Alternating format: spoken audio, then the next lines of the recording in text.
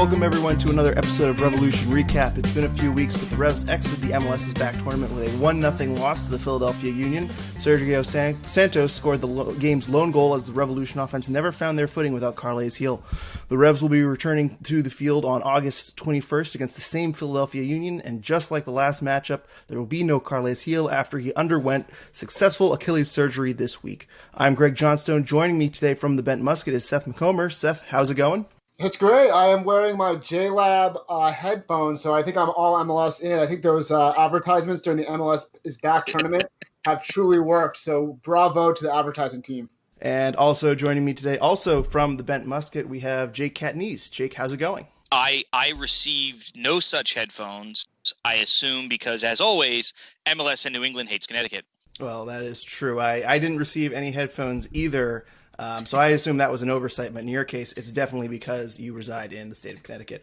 Also, the last time we did a podcast, someone pointed out, Jake, you weren't on this one, but we started trashing Connecticut about 30 seconds in, and someone pointed out that it doesn't take us very long for us to start taking shots on Connecticut, even when you're not on the podcast. Yeah, if I don't mention it and get it out of the way first and get the self-depreciation out of there, it just sort of snowballs. Yeah, hopefully there are listeners from Connecticut that know it comes from a place of love. We don't totally hate your state. We like New Haven pizza, and I'm sure there's some other redeeming qualities, but it's not. Yeah, exactly. But also the number one COVID state in the union. Well, we won't touch that one. But anyway, since we missed our podcast a couple of weeks ago, I want to kind of get some quick key takeaways from you guys. Jake, since you're already talking, what was your key takeaway from the Philadelphia Union loss a few weeks ago? You know, my takeaway from the Union loss and the tournament overall in general were two things. Number one, the defense was pretty darn good. This includes Matt Turner, who obviously the turn training is amazing. And damn it, we can't finish. And I'm not sure if it's a chance creation problem or if it's just a straight finishing problem. But even the match where Carlos Gil had like 20 key passes against like DC or Montreal, whoever it was, New England really lacked to generate big chances in the entire tournament. And you saw that in particular against Philadelphia.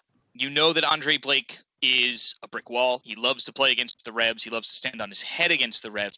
So you've really got to get inside the box and create a lot of good chances, and New England never did that. And that was a constant problem. Didn't matter if he was on the field. Didn't matter if Bo and Books and whoever you had in the offense. New England was really only able to generate some half chances. And some of those half chances were really, really good and could have gone in. But at the end of the day, when you go back and you look at some of the expected goal maps, there's a lot of shots from outside the box, a lot of low percentage shots. Just overall, it seemed like it was still a little bit for the Revs in preseason on offense. But on defense, there's a lot to be impressed with. Absolutely, and yeah, I think they end the 4-game stretch of the MLS's back tournament with 2 goals conceded, but also 2 goals scored. So not the Revs we are used to of the past, where normally their defense is conceding faster than they can score, and certainly not the Revs that we expected with 3 designated players. We were kind of expecting to be kind of a high offense, so a bit of a disappointing tournament offensively overall, and certainly against a good defensive team with a hot goalkeeper in Andre Blake like Philadelphia. It certainly was a poor matchup, especially without Achilles Gil. Seth, what was your key takeaway from Philadelphia? Yeah, I think you had to clean up the mistakes. Right before the goal in the 63rd minute, we saw Gustavo Ball receive the ball and then try to play it back while Tajon Buchanan was trying to overrun them. So there's a miscommunication there that immediately leads to the game-winning goal. And I think in a tournament where things were pretty cagey, where your offense isn't producing a lot, you have to make sure you clean up those mistakes and you avoid those mistakes. And we saw it earlier in the tournament with Antonio Delamea, probably a little fatigue going on, but certainly a lack of awareness, trying to play a hospital ball back to Matt Turner, leading to a goal and leading to, right now, what we look at as 3 points dropped in the regular season, as we look at the regular season hopefully starting up. So instead of 3 points, they're now just 1 point. So I guess 2 points dropped. But those types of things you really need to clean up. You have to avoid those types of mistakes. I'll give up a pass because, as Jake mentioned, it is basically a preseason tournament that we are looking at. Very hot conditions, very hard conditions with the amount of games that are being played. But you really hope that you will clean up those mistakes as we look to hopefully jumpstart and head into a regular season. Yeah, we got some questions early on in the tournament about, how many games it'll take to shake off the rust and how many games it'll take for the 3 designated players to all kind of hit on the same page. And obviously Carles Gil put a pretty big dent into that one. this team never really got going, and you wonder if it's more of a systematic problem, and if those sloppy mistakes, if 4 games isn't enough, when will they wake up? So hopefully a few more weeks of training, they hit the ground running when we enter part 2 of the regular, or I guess part 3 of the regular season. There was one question that we got that I kind of wanted to touch upon because it kind of overlaps with my key takeaway, but Adam Buksa never really got going in this tournament. He scored the 1 goal against DC, which was, to his credit, a very impressive header off of a deflected cross. He angles it perfectly past Bill Hamid, and he did score 1 goal early in the season against Chicago, but outside of that, he's been very quiet. Isn't really getting the ball much outside of those major chances. Didn't seem to be on the right page with Gustavo Bo at certain points in the tournament. So we did get a question here. Curious your thoughts on Buksa through 6 games now. I feel the team was really struggling to connect with him during the tournament. Either he's in the wrong position or they're playing the wrong balls. Either way, there are so many times his positioning and where they were playing the ball weren't even in the same zip code. So Jake, I'll start with you. Are you concerned about Adam Buksa at all? I'm not concerned. I think biggest thing, I can't remember, I think it was Charles Bain who was the one who tweeted it, was like the New England Revolution for the first time in their history have had 3 designated players on the field, and they've been on the field twice, and I don't think Gil finished one of the games. So in 6 games over the course of seemingly 6 months, Buksa, Bo, and Gil haven't been on the field together. New England has always struggled, seemingly, to get the ball up to the striker anyway. This includes when you had Charlie Davies and Kai Kamara and Teal Bunbury and Juan Aguilera. The striker position has always been a very difficult position for New England to figure out because I don't think they know how to play with a lone striker. And the problem is that you now sort of have 2 strikers on the field, and Bo really should be the support striker or the off striker. Yes, Bo's amazing. Yes, he can finish. We all know this. But I really think you need to be playing a two-striker format. And you have Bo roaming around, connecting with the midfield, and then connecting with Buksa. And if you bypass Bo, that means you get 2 guys in the box, probably with a trailer from the midfield. That's the system that New England should, I think, be running. And instead, they're trying to dink and dunk like they always have back in the Lee Win days when, Lee Win was working off of Rowe and Diego and Davies. And it just worked. There was a fluidity to that. And New England doesn't have that yet. I think it will come in time, but I think we all need to realize that 2021 as a competitive season was shot 4 months ago. 5 months ago. There's nothing really to gain here except, in my opinion, fitness and experience and team chemistry. That's it. We're not looking for wins this year. We're not looking for playoffs or anything like that. If we get it, it's great. Very similar to last year. Listen, build on the year before. Bruce Arena was building on God knows what from the Friedel era. Now you've got the COVID pandemic. Just settle down, take a step back, learn from this so that in 2021, you can show up with your 3DPs, with a full preseason, with an extra 20 games, give or take, of figuring out how your offense works without Carlos Gil, so that when he does come back, you might have a better idea of how your team can function with Carlos Gil. And pretty well, and you're kind of jumping ahead too, because there are some questions about how we like our chances throughout the rest of the season without Carles Gil. Kind of transitioning back to Buksa, I want to get Seth's opinion. Seth, Adam Buksa, obviously not on the same page. What are your thoughts of him through 6 games?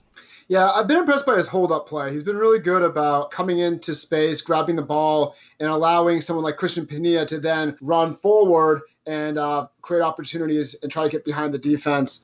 He's shown some really really sharp skill with his ball handling in the box. What I've had an issue with is that chemistry is not quite there yet. Like there's times when he's dropping in his space when Carlos Gil was looking forward, and he just kind of gets out of the way of Carlos Gil instead of trying to make a run or draw a defender with him. Or there's times when it looks like Bo and Gil are connecting more than Buksa and Bo are. So there's just some miscommunication happening. The chemistry is not quite there yet. There's been a couple balls that I thought that are in the box that are around the 6-yard line, where I thought Buksa would hopefully get to. I thought those are the types of opportunities for him to finish. And he's not finishing them yet, sometimes because they're out of reach, sometimes because his run's not fast enough.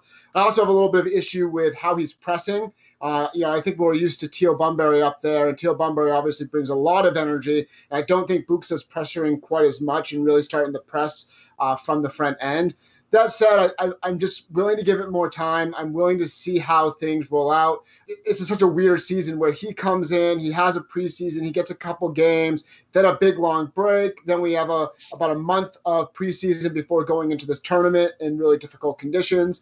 And I think that, when you have players like Bo, who's just such a unique player, he kind of floats everywhere. It's hard to play with him. You have to figure out where he's going to go because he's not a normal second striker.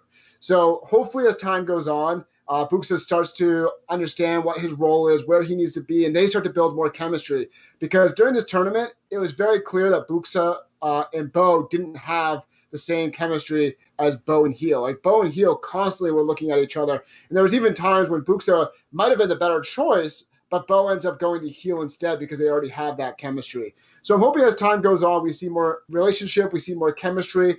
Am I a little concerned? Yeah, because we talked about this before the season began, that this team really needs a guy who can be a finisher, a guy who is going to create opportunities for himself and also just get on the end of opportunities created for him.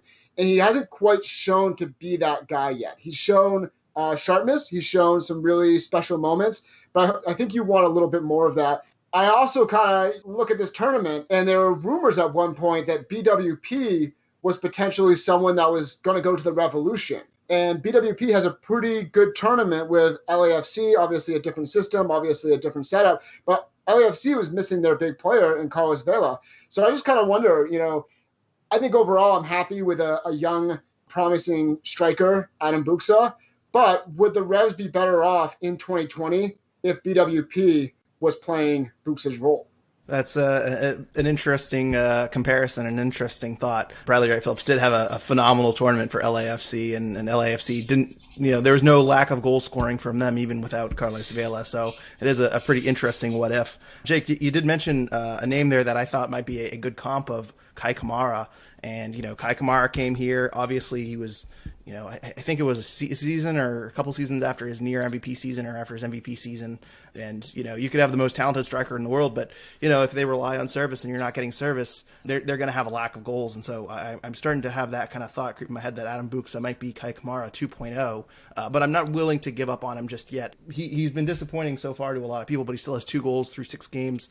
Expand that over 34 games. That's about 11-ish goals a season, which, is not a whole lot to write home about, but, that's not terrible. It's not Juan Fernando Caicedo level. You're certainly getting more out of Adam Buxa than, Caicedo 2 or Juan Agudelo. So I'm not writing off Buxa yet. We've only had 150-ish minutes with the 3 designated players. I think the jury is still out. I think Kai Kamara scored something like 20 goals in 50 games, give or take. Like Kai Kamara put up numbers. It was a bad team, but Kai Kamara was successful as a poacher. I don't know if Buxka's a true poacher, but I do think he's a true number 9. I think he can do a little bit of everything up there. It's going to take a little bit of time, and this year's a wash now anyway, and it has been for several months. So it is an interesting dilemma with the dynamic of Bo and Buxka up top. As Seth mentioned, there is a lack of chemistry, and I think a lot of that's tactics, and I think that's what Bruce Arena and the team has to figure out.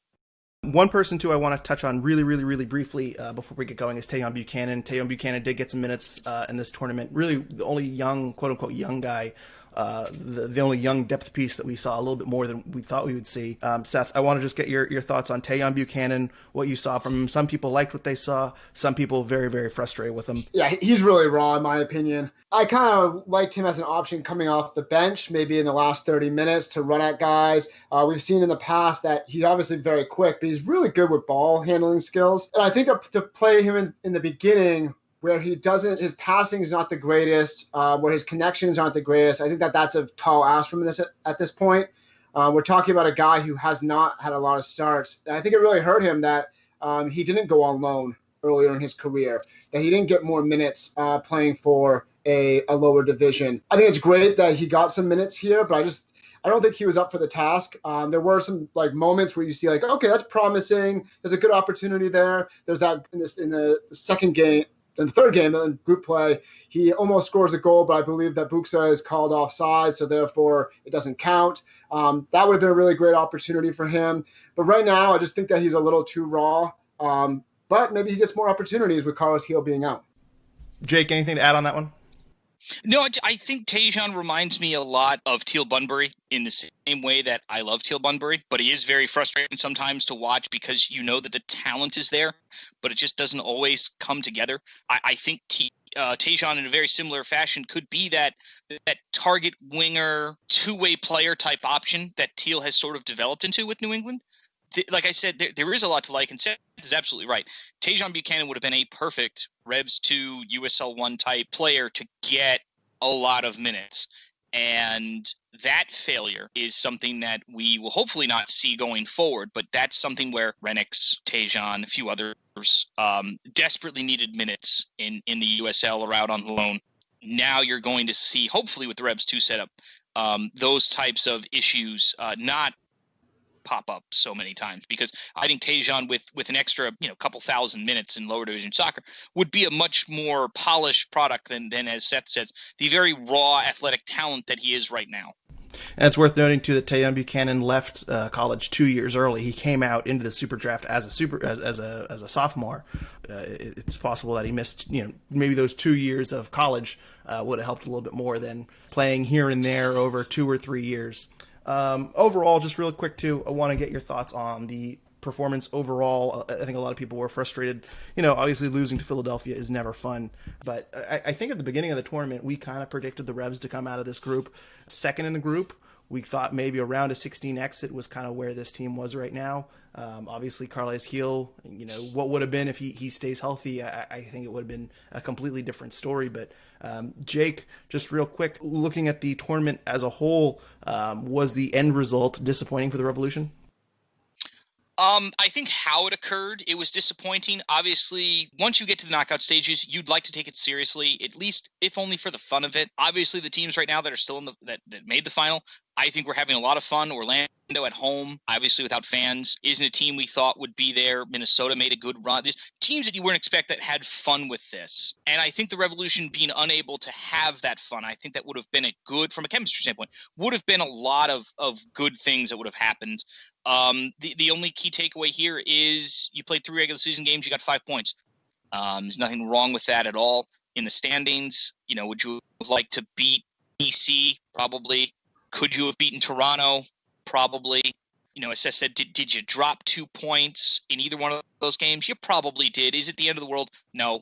In the long run, 5 points from 3 games is nothing to write home about, but also you didn't screw up the group stage. You got out of the group. Arguably should have won the group. You could make a good case for that.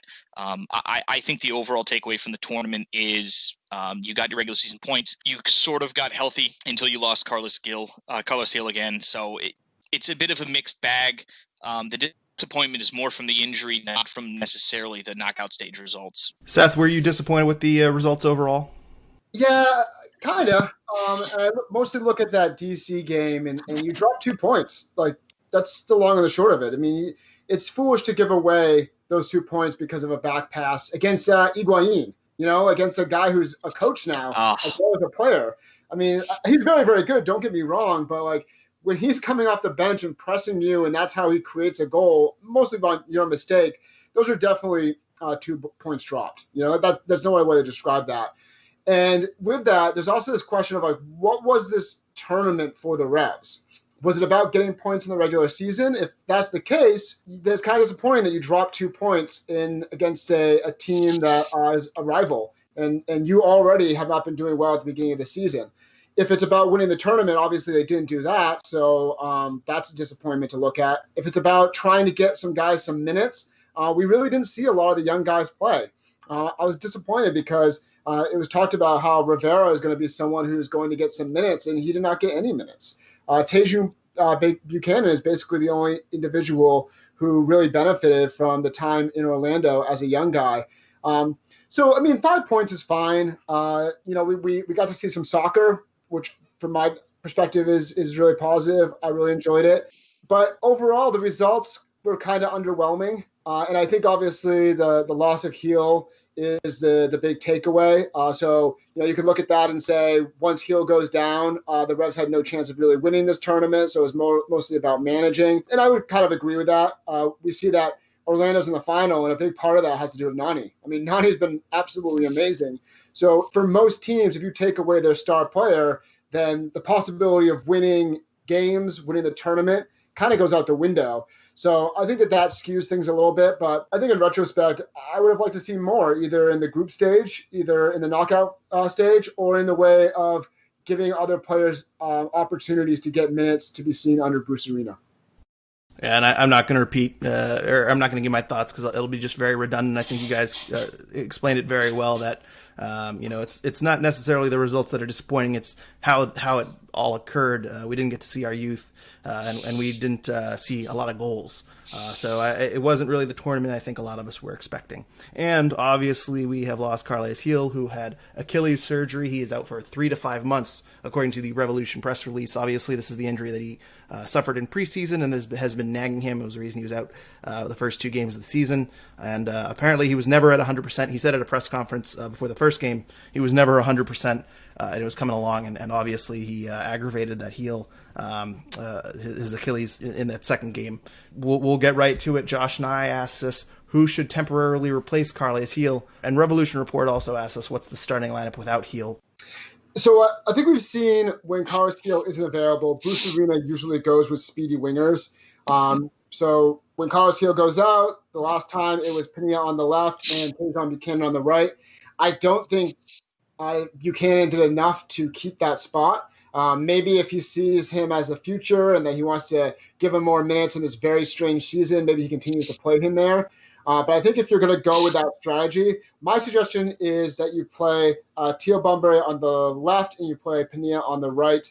We saw this at the beginning of the year. That allows Pinilla to cut in and use his left foot. Who's a pretty talented guy on his left foot. And that allows Brandon Bai to get forward and provide the width.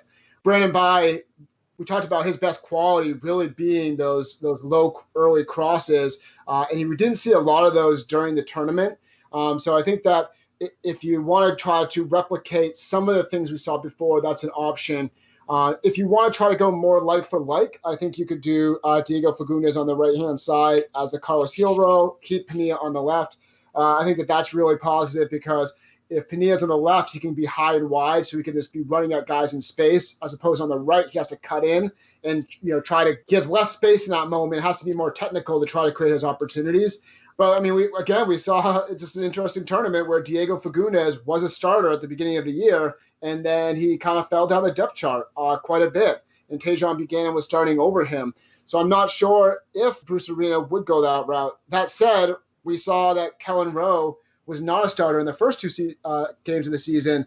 And then we take this break. We come back for the MLS's back tournament, and he's patrolling things in the middle, and he's getting a lot of praise from a lot of people. And as of right now, I would say that he's a starter next to Matt Polster. If Matt Polster is as good as everyone is saying he is during the training sessions right now. So if I were to guess right now, I would go with Bunbury on the left, and on the right, I would put Pinilla. But I wouldn't put it past Bruce to go with Pinilla on the left and then put Diego Fagundes playing that role of Carles Gil. And Jake, what are your thoughts on Carles Gil, how to replace him? Do you agree with Seth, or do you have a different lineup of your own? The same concept Seth is putting out, I completely agree with. I do not want Gustavo Bo as the number 10. I will continue to say this. He's not a number 10. I don't think he possesses the ball well enough. See the mix up with him and Buchanan. I think you want him closer to goal. That means you're going to need the rest of the midfielders to combine with him, or have Buxa be the hold-up man and work off him. You need to figure out tactically how this is going to work. I think the big addition we did not see, and I think desperately needed in the MLS's back COVID Cup tournament, Matt Polster is going to be, I think, a gigantic boon to this team as just an all-around, just solid, organized number 6 type player. I think you just have to figure out if you're going to give him a partner and stay with a 4-2-3-1, or if you are going to go with 2 true strikers, which you have, how do you align the midfield? Do you keep Pinilla out wide? Do you go with something like Diego and Rowe or Caldwell? Do you have shuttlers in a diamond? There's something that Bruce Arena is going to have to tinker with, which is something I'm fine with because, again, I think this year is a wash anyway. So I think you need to figure out a way how to not necessarily, again, replace Carles Gil, but figure out a way how, if we can't play with him, figure out a system that when he comes back, he can make better. better, so that everyone else around him is ready to go. And then he shows up and it's like, oh, I had 12 key passes in a mess of a formation. How many can I get when we actually know what we're doing?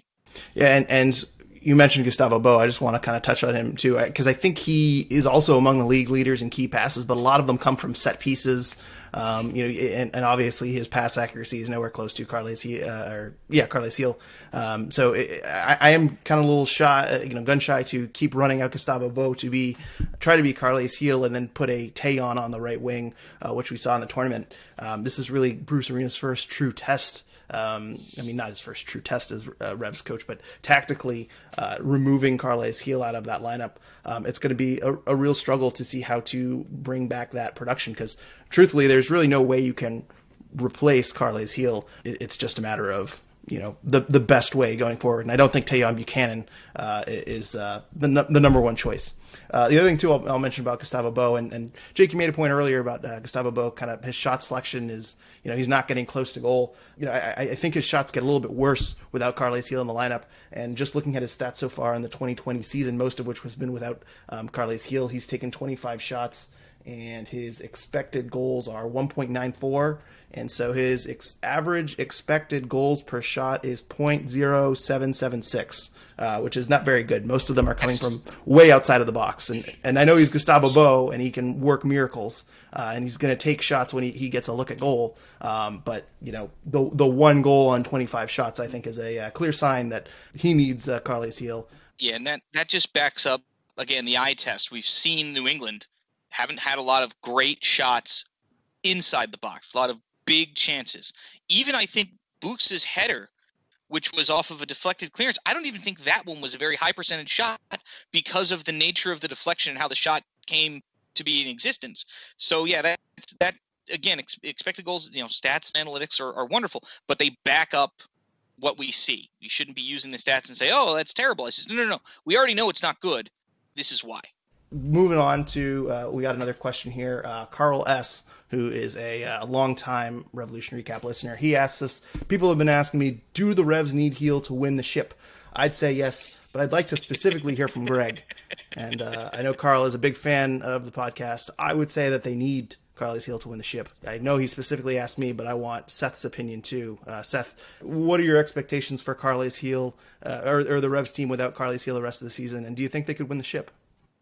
I'm a little nervous because I think that, Greg, you are obviously authority on this question, so I'm afraid to answer this. But since you asked me so kindly, yeah, I think so. I think, of course, if we're talking about the championship, when we say the ship, and as opposed to some sort of boating issue, yeah, I think that there obviously needs to have Carles Gil in order to win the championship. So much runs through him right now. Like in the first game, he had 12 opportunities created, correct? Yes, something like that. It was double digits. It was double digits. And I believe he created more than any other opportunities compared to anyone else on the field. So he's very, very good. And I think that the other part here is that he's good everywhere on the field. There are sometimes these players that are excellent, but they only want to do it on the attacking end. Carles Gil fights everywhere. Carles Gil is a guy you look to and say, I want to fight for that guy. I want to play with that guy. Like Jake was saying, Gustavo Bo can't fill that role, and up to this point, that's often what Bruce Arena has been doing. He's been asking Bo to play that number 10 role. So without Carles Gil, there's a lot of question about how this team will operate. Obviously, they have some time here. Maybe they can figure something out. I think Polster is going to be a really big asset because he can hit those diagonal balls that can open up those attacking left and right back. And I think that that's a real big positive for the Revs is that Butner has been pretty solid. We've seen some good stuff out of Bai. So maybe you can start to unlock things that way as opposed to always going through Carles Gil. But I think we've seen that this is a guy who I think only missed 8 minutes during his first season in MLS. You need him on the field. And if the Revs are going to be good, he needs to be on the field. So now that he's not on the field, I think the chances of winning a championship have declined quite a bit. Before, and I know Jake kind of gave a very grim outlook on the rest of the season and kind of wants to play the youth and kind of want to build towards 2021. Are you on the same page, Seth, where without Carles Gil, I know MLS is expanding their team, the number of teams in the playoffs to whatever 9 or 10 or whatever. It seems to be changing. Yeah, it seems to be changing every other day now. But are you kind of on the same page as Jake of kind of waving the white flag for 2020 without Carles Gil and just kind of trying to grow and improve the team in the long run? No, I think that you go out and you play your best 11 for a while, because this is MLS and you never know. And once you get in the playoffs, it's exciting. Anyone can beat anyone. I would like to see more young guys get opportunities, especially with the 5-sub rule. I mean, I think we saw Bruce Arena not really use that much, which is interesting because he said he was a big proponent of the 5-sub rule. So maybe you could throw some guys in there and get them opportunities. I think we're seeing that the schedule is pretty packed during these first 6 games that are coming back. So I hope that there is a little bit of an understanding that you can give some guys some opportunities during that run of play. But I also think that we have Revs 2 now. And I think that we saw on Friday night that this is an opportunity for Firmino, for Enking, for Rivera. That's their opportunity to get those minutes. So they're not just sitting on the bench and participating in practice. They now have a route to impress and show that they should be first-team players. So I'm not ready to say, let's just play all the young guys and see what happens. I say play your strongest lineup, keep things tight, experiment a little bit about tactics to see what things look like, because this is an opportunity to get Buxa some chemistry with players. You want him on the field working with Bo, working with Pania, working with Rowe, whoever else is out there to figure things out. You want your back line to be your starting back line so you can figure out who are the best guys there. I mean, during the MLS is Back tournament, I thought for sure it was going to be Kessler and Farrell. I thought that was going to be your starting center backs. They were very good in the first 2 games. I thought I'm very high on Kessler. I think that he has a very high soccer IQ. But we saw Mancien, we saw Delamea, we saw a variety of units being used out there.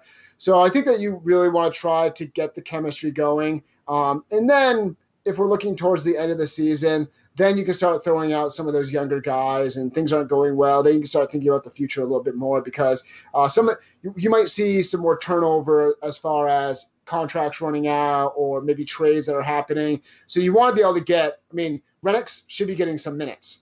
We talked about this before, where is the depth at striker? Because you have Buxa, who's obviously the starter. You have Teal Bunbury that can start up there. But really, your guy off the bench that should be scoring goals is Justin Renix. So he should be getting minutes somewhere at some point during this stretch.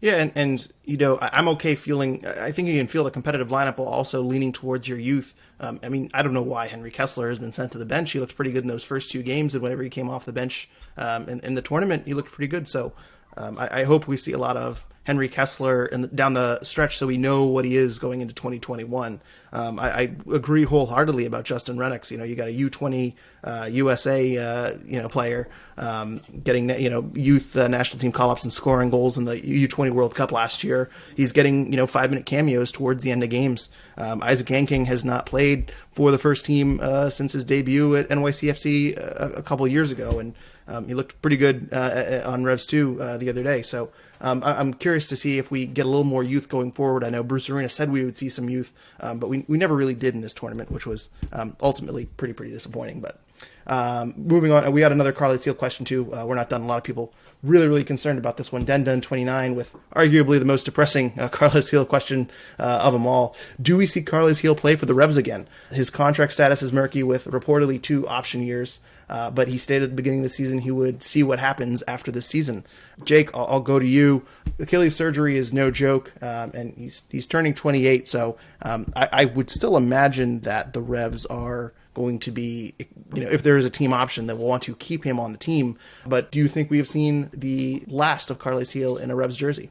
No, absolutely not. And again, this is the nature of MLS contracts are weird and not always public and nonsense, and we all understand that.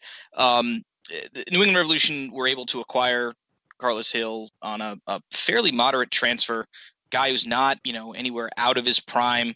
Yes, Achilles injuries are not exactly fun.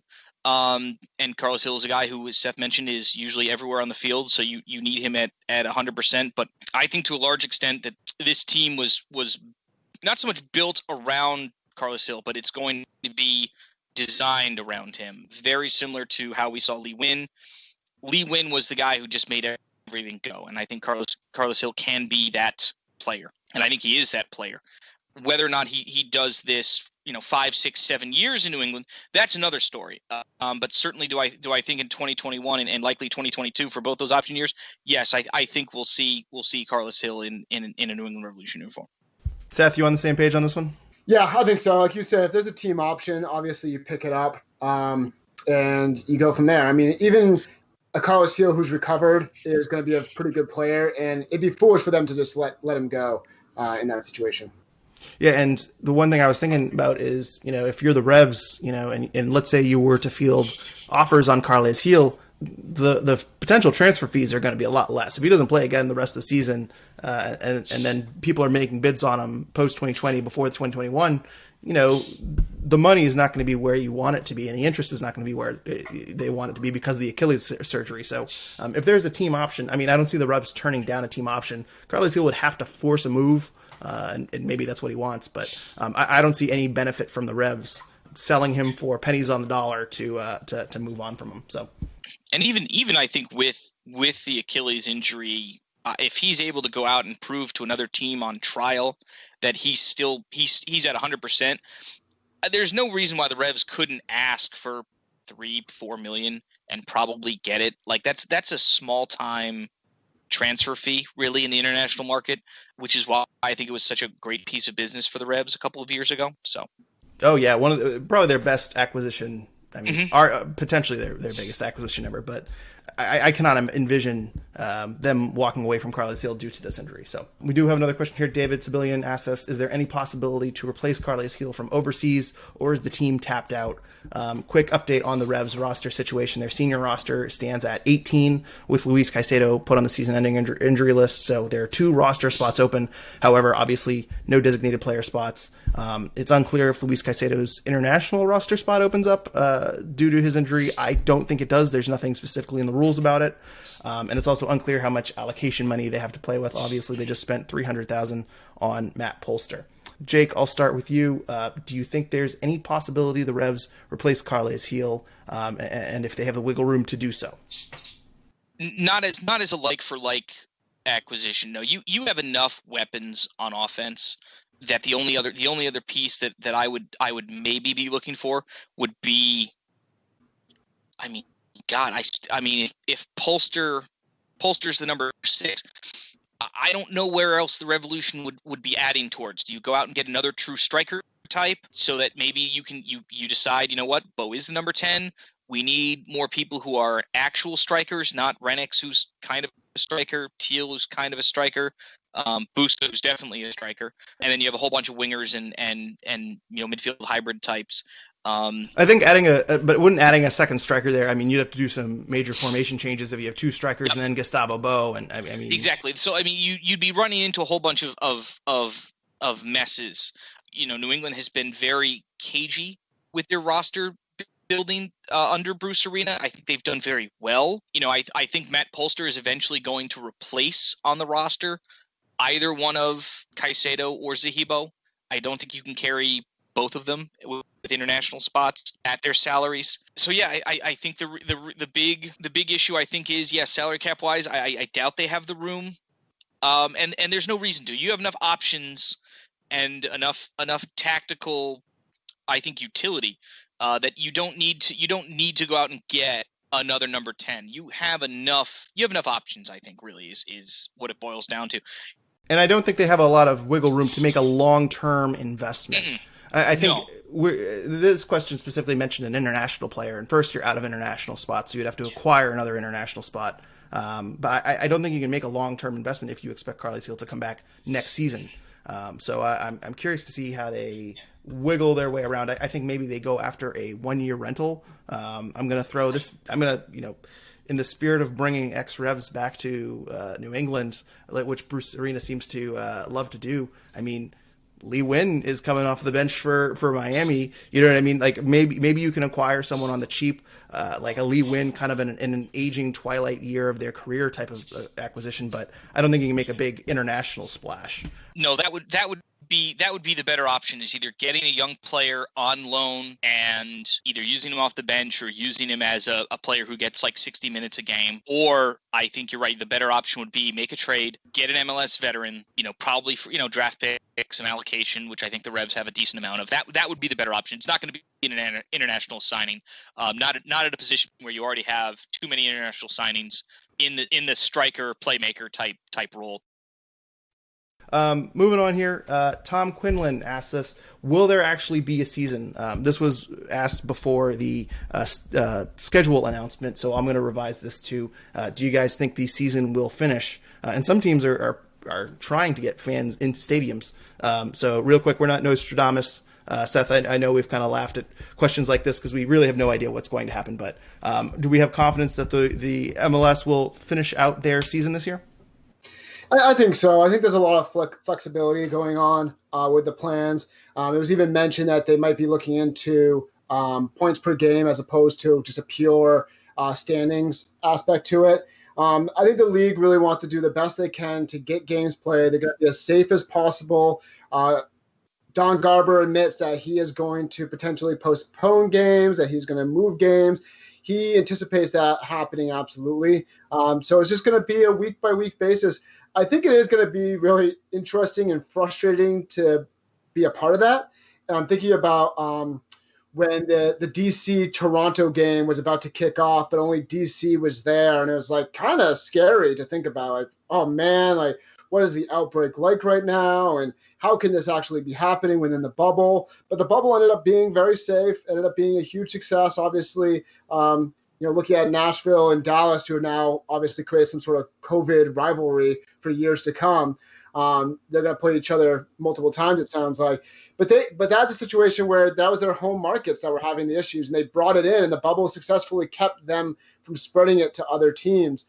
So I think they're going to have to be really clear about testing as they travel. I love the idea that it's in and out. I love the idea that it's regionalized. I think that we're going to see most of a season happen. It is going to be interesting to see if there's a complete outbreak within a team, and if that team is just withdrawn from the rest of the year, or they have to wait longer and they have to, just play more games after people have recovered. That's going to be really interesting to see. But I do think that there's going to be a rest of the regular season. Jake, you concur with that statement? I do. And forgive me if I start talking more like someone who answers work phone calls, because you guys both know what I do for a living. I don't think that there should be fans. I think there should be still some kind of a regional bubble. Obviously, with 20-something MLS teams, that's a lot harder to do. But it worked for the MLS is Back tournament. If there is some kind of a postseason tournament with however many teams, I would like there to be another bubble, whether that's again in Florida or in Texas or in California. It was, I think, successful. I think that's the model that we should be trying to adhere to as much as possible.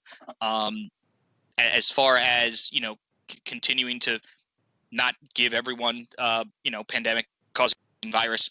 I know I personally won't be attending games this year. I might not be attending games next year. It really depends. I think we're rather fortunate in New England that I think most people up here are, wearing masks, doing what they need to do, and not taking, significant risks. And obviously we've seen a few teams that have not done that. Looking at you, Miami Marlins. So yeah, it's an interesting dynamic. It's sports is going to be changed for this year, probably change for next year.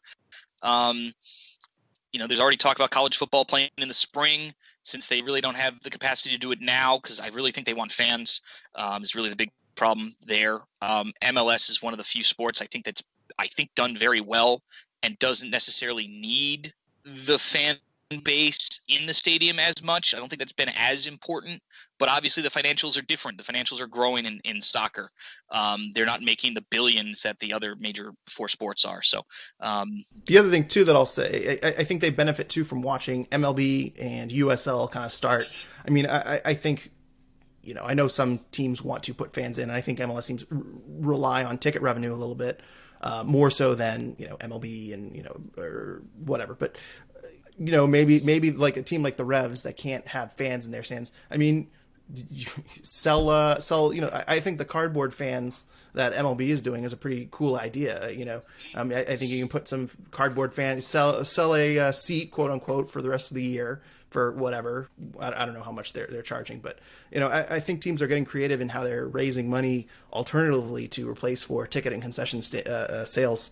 And so I'm sure MLS will kind of go down that route and kind of, figure out how to do it. And also with USL and MLB, they're figuring out, Miami Marlins aren't taking it seriously. They can kind of look at the other leagues that are doing this trial and error and kind of learn from them too. So I have confidence. I think they're going to try to see this thing out. And unless there is a major outbreak in USL or throughout the league, I don't see any way they don't try to close this down. And they might go the MLB route, whereas if a team does get sick, they just sit them out for a week. Just sit them out, yeah. Yeah.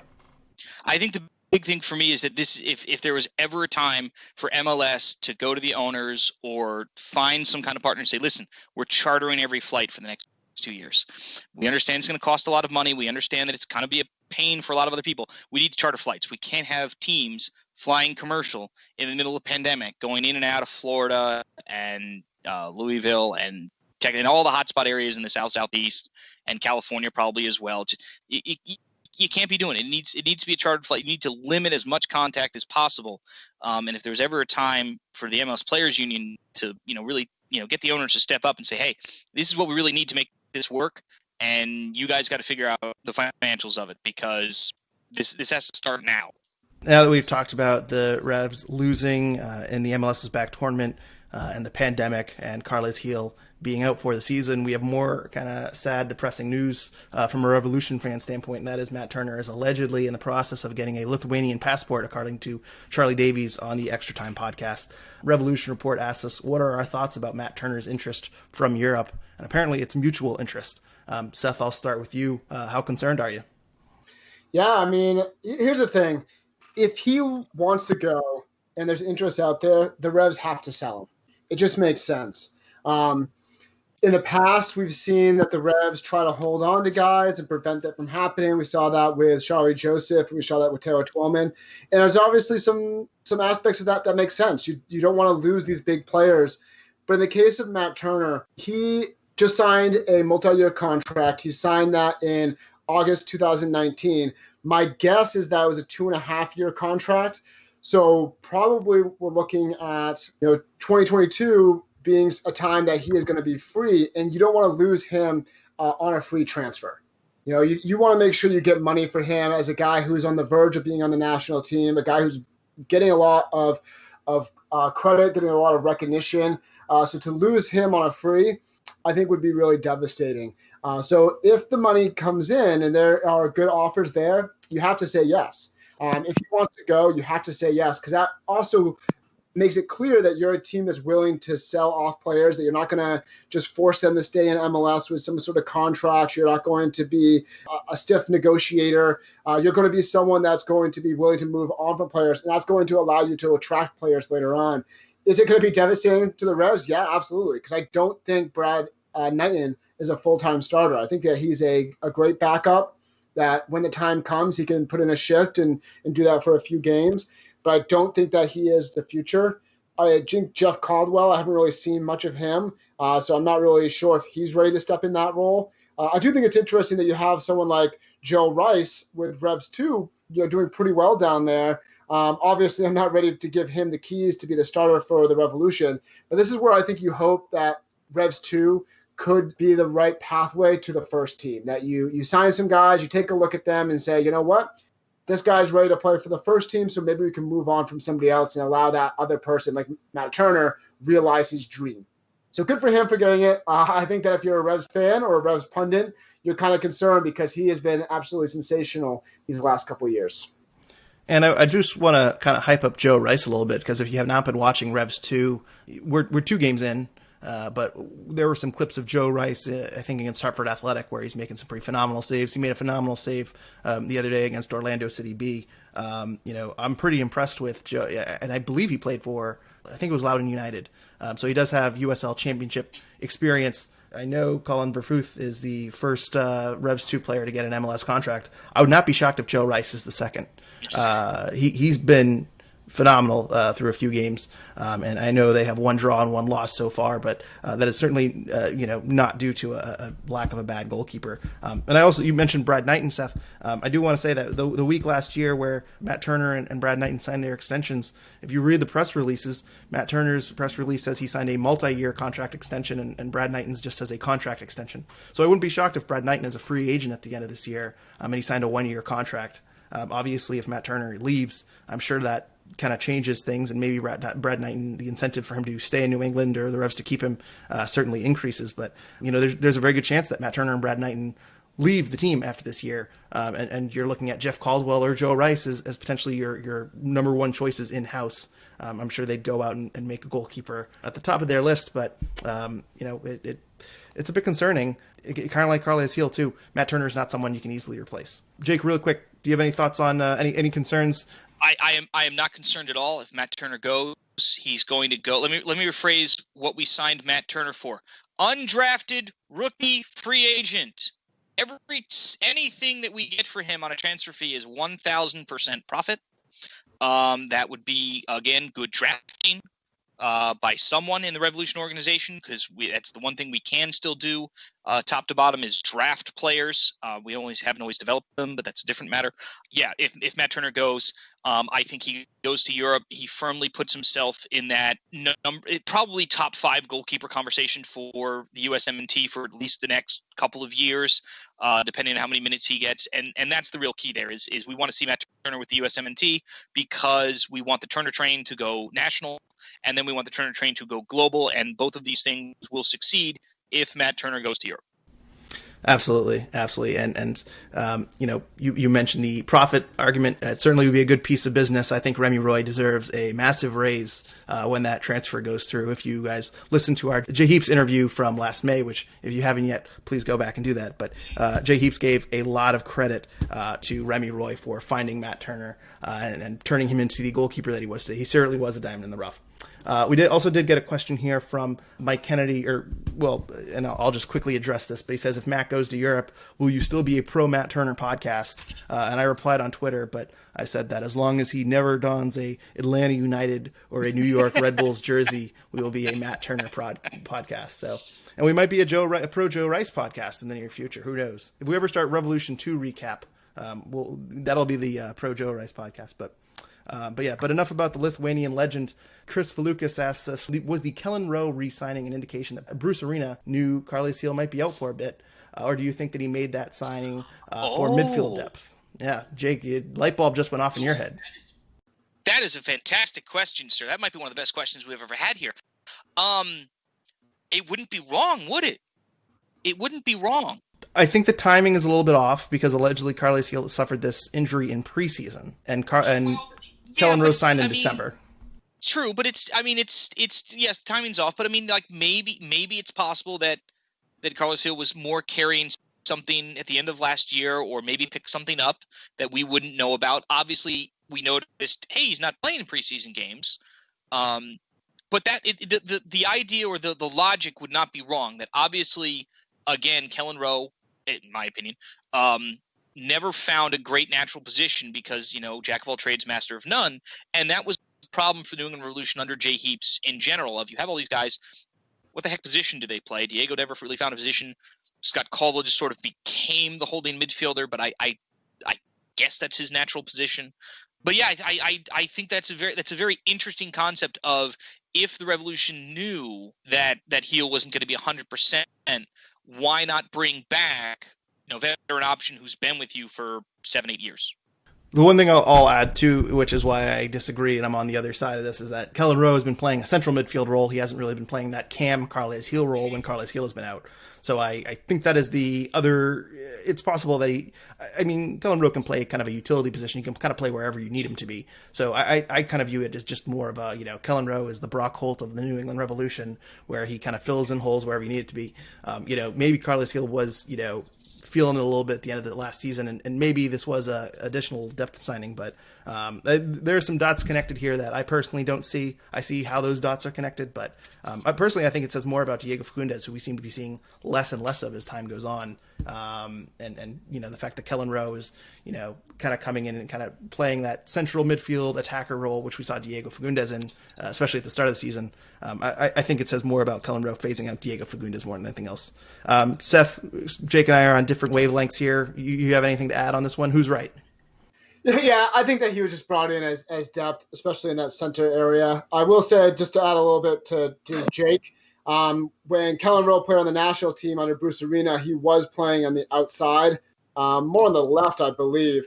So maybe if you want to believe Jake's line of thinking, maybe you could use that as a piece of evidence to have your case. But I think it's just more of, here's a guy who hasn't been playing. He knows the area well. He knows Bruce Arena well. And we know that he likes to play in the center of the park. I mean, for the amount of times he played left back and had to answer from us media members, do you like playing left back? Over and over again, he kept saying, I like to play in the middle. And then by the end, you could tell that he was very sick of the same questions and the same articles being put out over and over again. So I think that he likes to play there.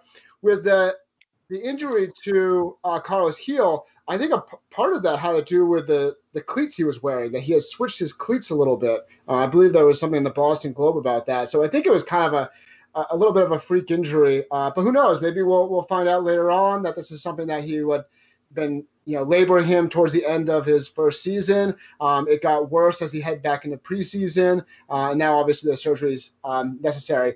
It almost, if that is the case, we don't know enough information.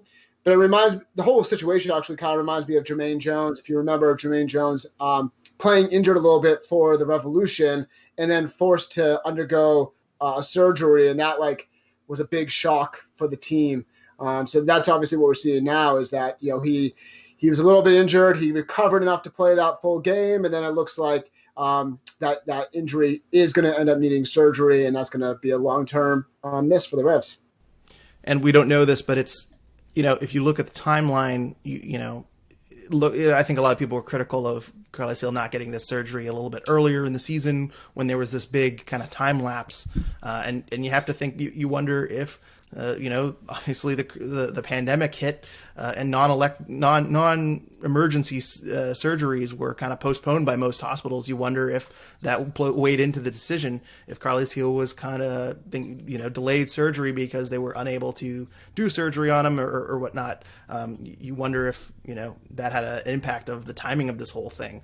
I can't imagine that he wanted to, go to, even now he went to Spain for the surgery. You wonder if the pandemic is the reason why he traveled to Spain to have the surgery done. So it's very interesting in hindsight how this has all gone down. It's obviously frustrating to not have a healthy Carles Gil for the entire season and then get to the MLS back tournament and realize he needs major surgery and he's out until 2021.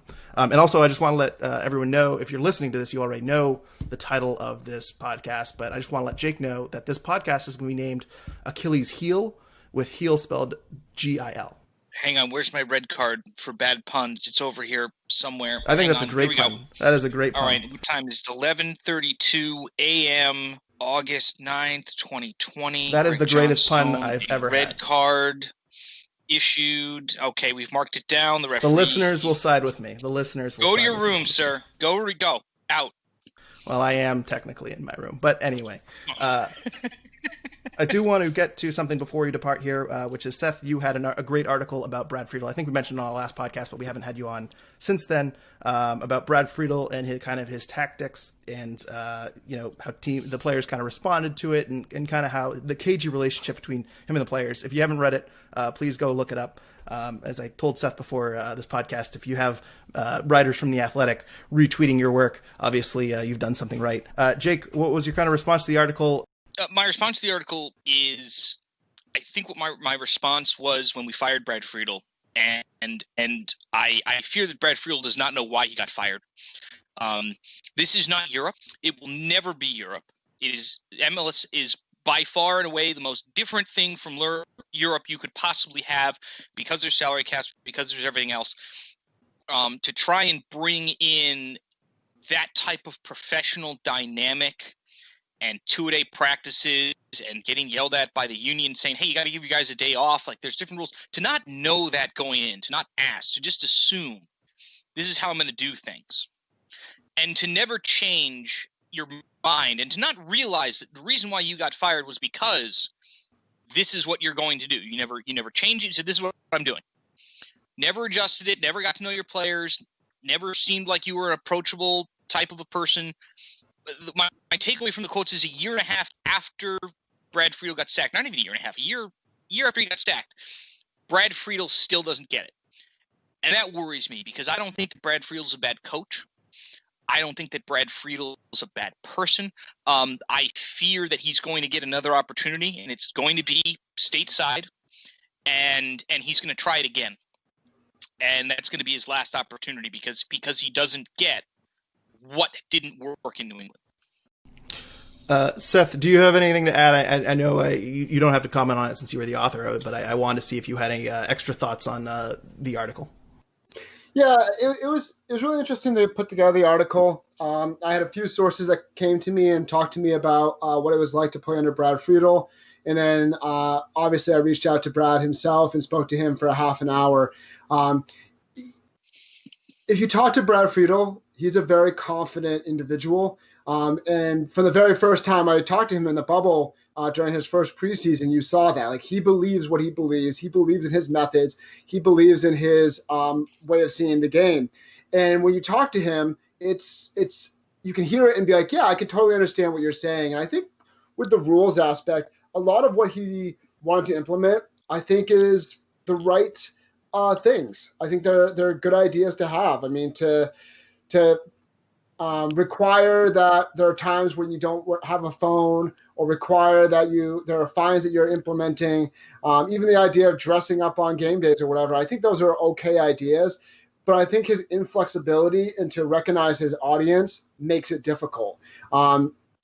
It is very difficult for players to get to the stadium as early as they're being asked to when they're coming from Boston.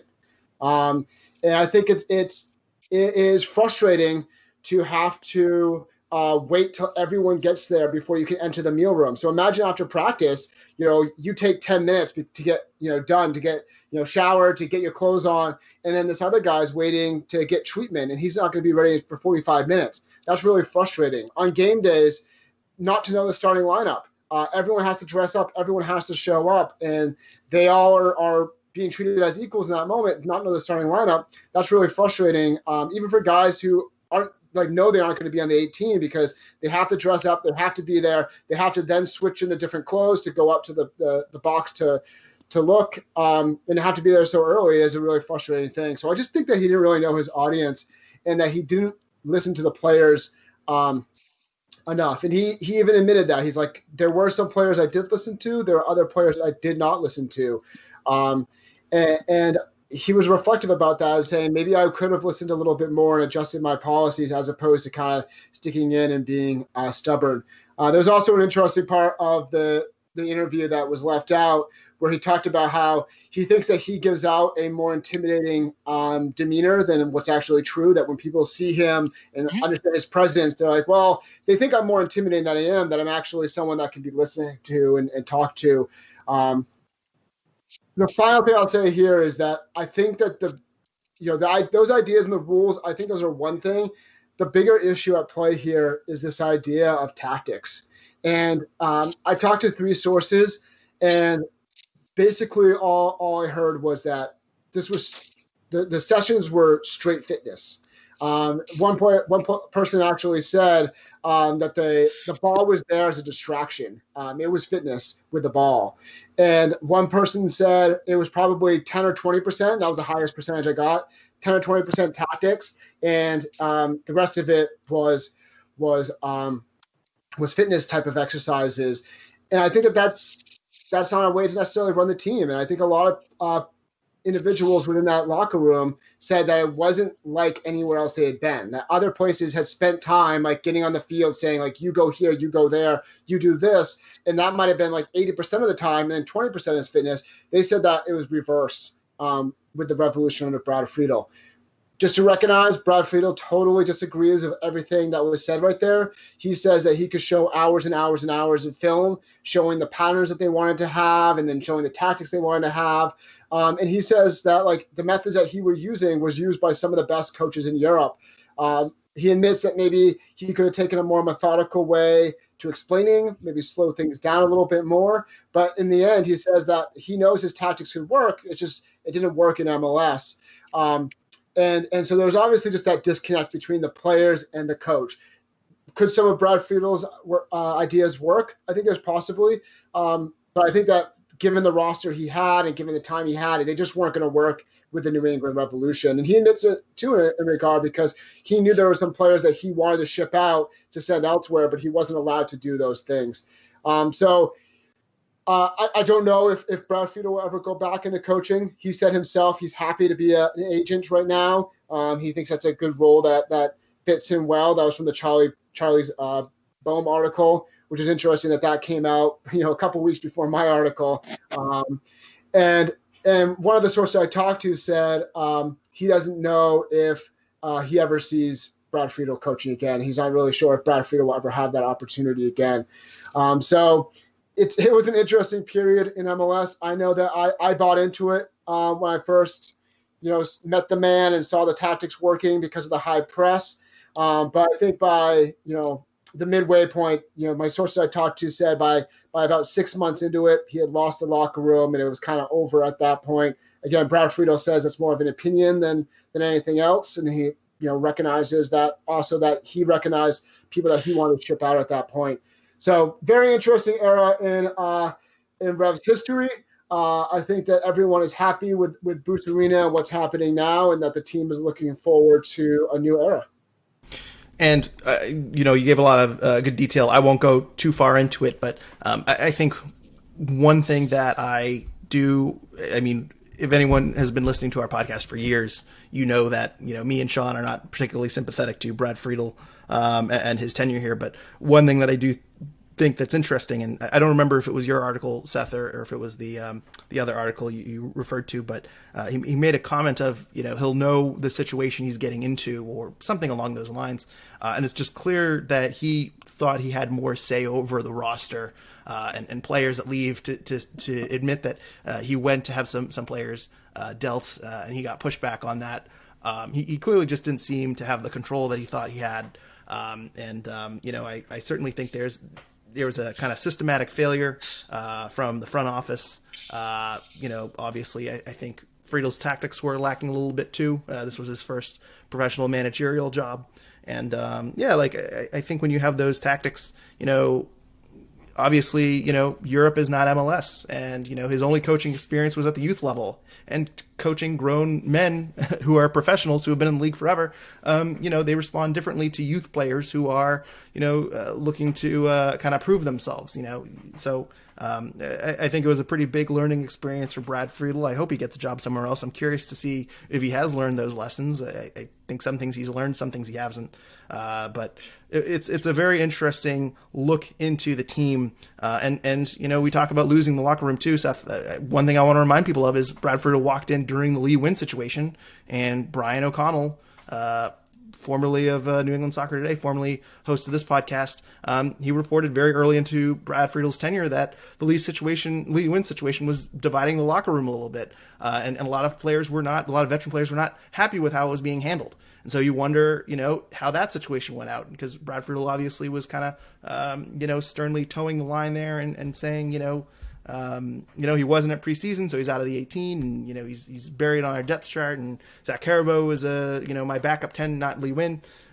So he was kind of saying all these things. You wonder how the players were interpreting that along with this whole culture shock, so to speak. So, very, very interesting perspective on the Brad Friedel era. So if you haven't read it yet, please go to the Bent Musket and read Seth's article. Yeah, and if three players come to you as a coach and tell you that your training sessions are all fitness and they're not tactics, your training sessions are all fitness and they're not tactics. That is a coaching problem. And again, that speaks to the inflexibility of the man. Whether or not he understands that, I don't know.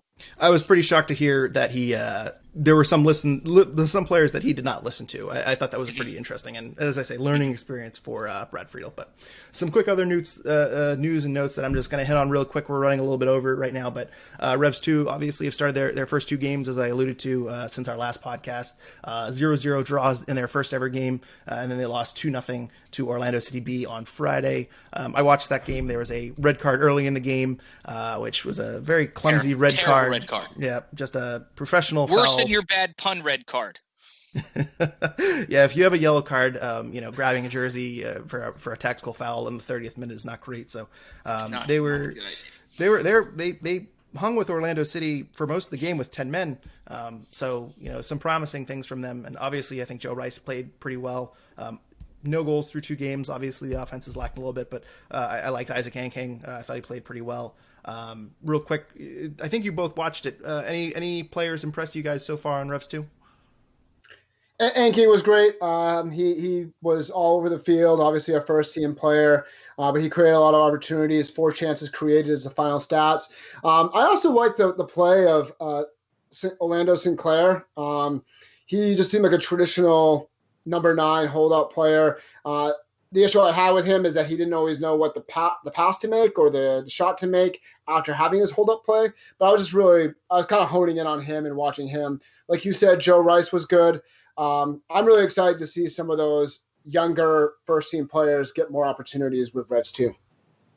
Yeah, we haven't mentioned Damien Rivera, but Damien Rivera definitely is a player I want to see more of. He's another one of those utility midfield types. I want to find out what positions he can play, which I think is most of them, and then find out what position he's best at, and then how that transfers over to the first team. And I think one center back on the team, I think his name is John Bell. I mean, he signed a few weeks before the season, and he's looked very solid in defense. I know center defenders don't really get a lot of praise, but 2 goals really because they were missing a right back through 2 games. I think a center back coming in, I believe he was a second-round draft pick in the 2020 Super Draft, and the Revs picked him up a few weeks ago. But that defense has looked very, very good, and he's made a very good pairing with Colin Verfuth. So, I'm curious to see how he does now getting acclimated with the team and with the system. He's certainly shown off some pretty decent skills, and as a second-round draft pick, obviously that's a potential MLS player. So that's another guy to kind of keep an eye on. Really quickly, too, speaking of center backs on Revs 2, Nick Woodruff has left Revolution 2 over concerns related to coronavirus. Unclear what he is doing long-term, but he is no longer with the team. That was reported by Matt Bluenstein. I think that's his name. Matt on Twitter, M-A-T. So it's unclear if he can go back to Michigan State. I'm not sure if USL League One counts as a professional contract. So I don't know if he no longer has eligibility. He never played with Revs 2, so it's unclear what's happening there. But that's something that you should know if you want to know Revs 2 roster news. And also Trevor Burns named Academy Player of the Year. This traditionally does not necessarily mean he is a MLS prospect, because there have been some Academy players that have moved on and have kind of played in the lower college ranks and have not done much, but Trevor Burns has already appeared as a sub for Revs 2 in both games, and he's also committed to Georgetown, who is a nationally recognized Division I team. So if you're interested in keeping an eye on the future of the Revs, Trevor Burns is a name to keep an eye on. He's certainly turning some heads, and if you're watching Revs 2, keep an eye on Trevor Burns to potentially come off the bench. So guys, any final thoughts before we depart here today? No, just excited to see soccer return. The MLS back tournament was a lot of fun. I hope there maybe is some consideration to bring that back as a preseason tournament in some way. But the idea of regular season games that are meaningful as we head to the playoffs is something that's really exciting. So let's see what happens. Shout out Plymouth Argyle going to League One. Also, League One, League Two in England are going to have salary caps, which will be very interesting because it seems like it's a very, very small salary cap. So a team like Sunderland, who shouldn't be in the 3rd division, really unhappy. They're only allowed to spend like £2.5 million or whatever it is. And I don't think they're doing another season of Sunderland until I die, but that'd be a fascinating watch to see the owners freak out over a salary cap. Although maybe they're happy about it, because it might inflate the value of the team. I know Bob Kraft has said things like he'd never buy a team that didn't have a salary cap or salaries in place. So maybe there's a potential that this would increase the value of Sunderland, and maybe the owners are secretly, doing a high fiving each other while cutting their employees' pay. I don't know. I just want to also first I want to second Seth's comment about bring back the MLS is Back tournament. I would love to see a Florida or Arizona or Las Vegas or some sort of tournament to kick off the MLS season. I think that this format worked out really, really well, and I think it generated a lot of excitement. So I think doing something in February post Super Bowl would be a great addition for MLS, and I hope they give it some serious consideration. I also want to give a special shout out to our podcast brethren, 6 States One Podcast, on reaching 100 episodes. They did that a few weeks ago, and we haven't been on the air since they reached that milestone, so I just wanted to give a tip of the cap to them. Guys, why don't you give us your Twitter handles? Jake, where can people find you on social media? Oh, when I'm not sleeping, you can occasionally find me at jcatanice43 and at the Bent Musket. Not a lot of writing going on, mostly working overtime and mostly sleeping, but some replays, highlights of the MLS Cup and other games have been helpful at 4 or 5 in the morning, keeping me awake. So, cheers to soccer being back. Hopefully sports can return as safe as possible over the next couple weeks and months and, get through it again. Seth, where can people find you on social media? At SethMan31. I write for the Bent Musket. I'll probably go back into hibernation now that my life is getting busy again, but always willing to talk soccer on Twitter. And if you're not following the Bent Musket on Facebook too, they have a Facebook page. Please like it. You just go to the Bent Musket in general too. I noticed you guys have a guy covering Revs 2 with some interviews with the players. So that if you're interested in Revs 2 coverage, which there isn't a whole lot of, I would say the Bent Musket is the best place to go. You can follow us on Twitter at Revolution Recap, and please like our Facebook page, our Revolution Recap Facebook page. Also, please leave us a review on iTunes or wherever you're listening. 5-star reviews are always greatly appreciated. The Revs are back in a few weeks with a Friday night matchup against the Philadelphia Union on August 21st, as previously mentioned. We should be back a few days after that with a new podcast to break it all down. But until then, thank you everyone for listening, and go Revs.